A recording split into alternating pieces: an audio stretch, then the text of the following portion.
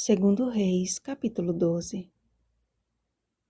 Também não pediram contas aos homens em cujas mãos entregavam aquele dinheiro para o dar aos que faziam a obra, porque procediam com fidelidade.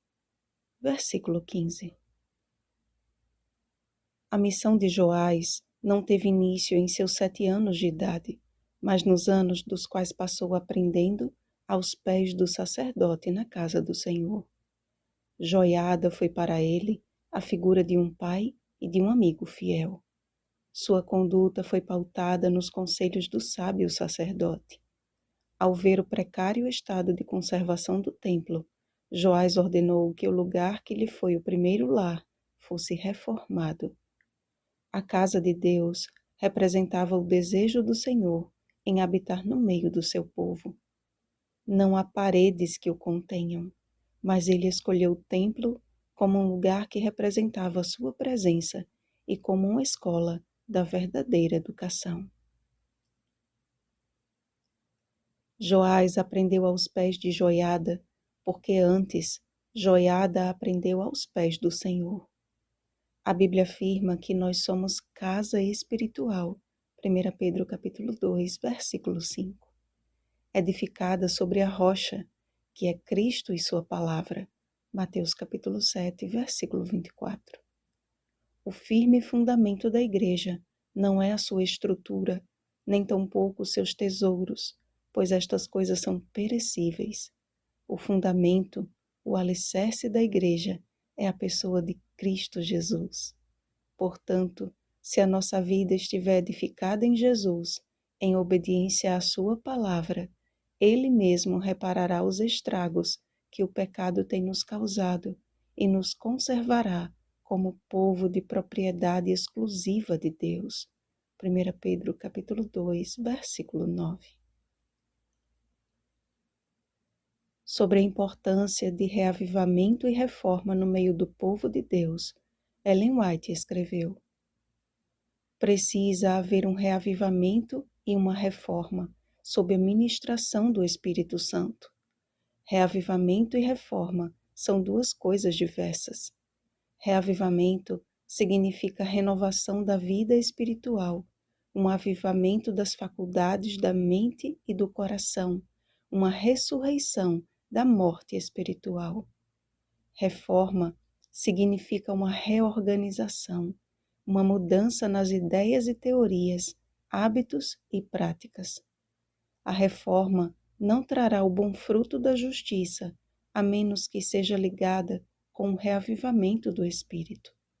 Reavivamento e reforma devem efetuar a obra que lhes é designada e, no realizá-la, precisam fundir-se. Mensagens Escolhidas, volume 1, página 128. Toda a nossa vida deve estar depositada ao pé do altar do Senhor, e Ele mesmo operará em nós o reavivamento e a reforma tão necessários. E neste sentido, não podemos deixar de observar a fidelidade dos tesoureiros. Eram tão honestos que nem precisavam prestar contas do dinheiro que recebiam. Os filhos do reino, aqueles que um dia receberão coroas de glória, têm a obrigação de agir como aqueles homens, em total fidelidade. Sabemos que o dinheiro sempre foi o principal motivo da corrupção do coração do homem, e as Escrituras dizem que o amor do dinheiro é a raiz de todos os males. 1 Timóteo capítulo 6, versículo 10. A ganância e a cobiça têm sido muito difíceis de se conter, principalmente em nossos dias, em meio à crise econômica em que vivemos. Mas já pararam para analisar que quanto mais se tem, menos se é feliz? Que a sociedade em que se predomina o consumismo é também a sociedade das doenças emocionais? Na matemática de Deus, menos é mais. Podemos observar isso nas lições deixadas por Cristo, quando exaltou a oferta da viúva pobre, Lucas capítulo 21, versículos 1 a 4. Quando condenou a avareza, Lucas capítulo 2, 12, versículo 15. Quando pediu ao jovem rico que usasse suas riquezas para abençoar aos pobres. Mateus capítulo 19, versículo 21. Quando nos advertiu quanto não andarmos ansiosos por coisa alguma. Lucas capítulo 12, versículo 22. Como vimos no início, somos casas espirituais de Deus e, como tais, precisamos confiar a administração de nossa vida a Ele, e Ele suprirá as nossas necessidades. Não é pecado ser rico, amados. Não entendam mal. Pecado é usar as riquezas sem a aprovação de Deus e apenas para propósitos egoístas. Que sejamos moradas do Senhor, valorizando mais as pessoas e menos as coisas.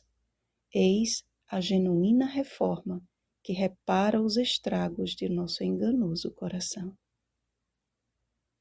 Vigiemos e oremos. Uma feliz semana, Templos do Espírito Santo. Oremos pelo batismo do Espírito Santo. Oremos uns pelos outros. Rosana Garcia Barros.